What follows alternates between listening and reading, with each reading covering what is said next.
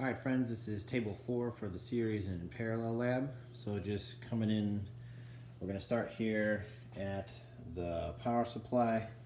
Okay, so then running into this one, it'd be kind of tough to read, but this is a 500 ohm resistor. Okay, so then moving on, looks like this is the next one I see. So if we call this one R1, we'll call this one R2. And this is a 1K 1000 ohm resistor. And then over here, we'll call this one R3.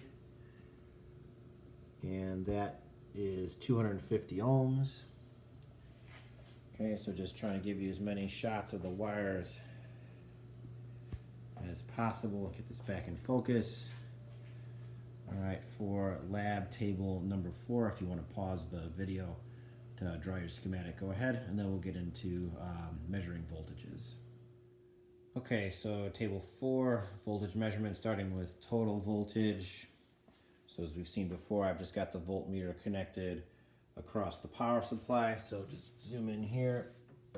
I am on the 30 volt scale. So go ahead and take your measurement. Okay, so table 4, we're going to take the voltage across what we called R1, which, if you didn't catch it before, that's the 500 ohm resistor. I am still on the 30 volt scale. Okay, so go ahead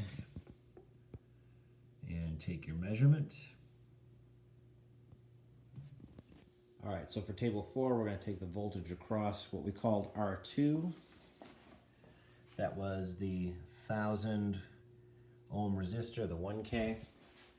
You can kind of see how I've got the voltmeter connected here. I did switch down to the middle scale, so that's the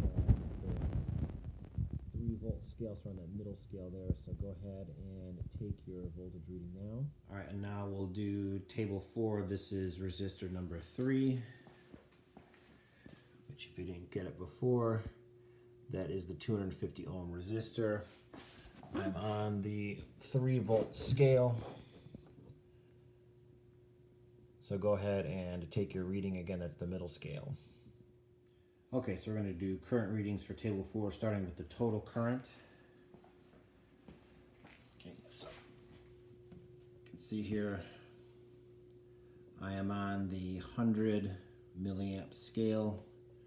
Try to get the camera centered as best I can, because when I plugged into the 10 milliamp scale, the needle did go off scale, so keep that in mind when you're making your measurement for the total current. So go ahead and do that now. All right, so we're going to do the current flowing into R1, which is the 500 ohm resistor. I'm going to get up real close here. I'm in the 100 milliamp or middle scale. Okay, same as before when we did the total current. If I went into the 10 milliamp, the needle went off scale, so keep that in mind when you are recording the current for our number 1. Go ahead and do that now. All right, so we're going to do the current flowing into R2. So you can kind of see what I did here. That's R1. Okay, so you can see on the back end here how I spliced the ammeter in to catch all the current flowing into R1, which into R2, excuse me, if you don't remember, that's 1000 ohm.